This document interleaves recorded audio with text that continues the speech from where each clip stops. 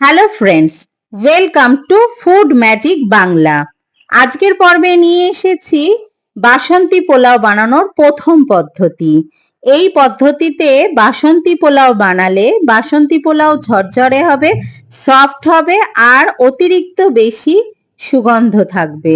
চলুন তাহলে বাসন্তী পোলাও বানানোর প্রথম পদ্ধতিটা দেখে নিই। 1 কাপ পরিমাণ 1 বছরের পুরনো গোবিন্দভোগ চালকে 3 থেকে 4 বার হাত দিয়ে ভালো করে ঘষে ঘষে ধুয়ে নিয়ে জলটাকে ফেলে দিয়ে একটা থালার মধ্যে আমি জল ঝরিয়ে রেখে দেব। ভালো করে ঘষে ঘষে ধুলে পোলাওটা ভালো ঝরঝরে হয়।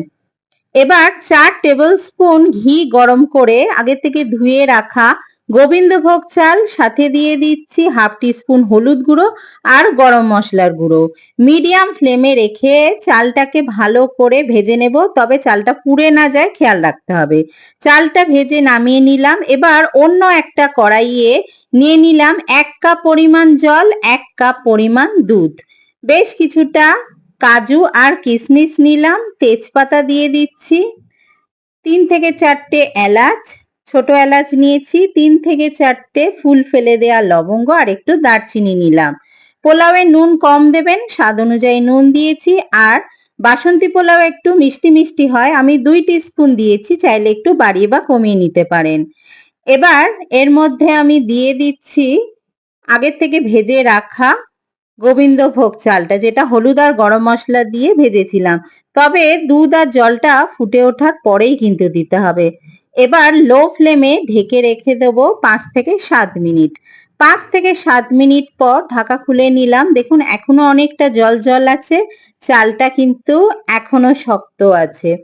এবার এর মধ্যে আমি অল্প একটু জায়ফল গুঁড়ো দিয়ে দিলাম আর একটু ঘি দিয়ে দিলাম। এই জায়ফল দেওয়ার কারণে অতিরিক্ত সুগন্ধ এসে যায়, বাসন্তী পোলাওয়ের টেস্টটা ভালো হয়। এবার ওটা সরিয়ে নিয়ে একটা তাওয়ার ওপরে কড়াইটা বসিয়ে দিয়ে ঢাকা চাপা দিয়ে দিলাম। এবার মিডিয়াম ফ্লেমে রেখে দিয়েছিলাম 10 মিনিটের জন্য।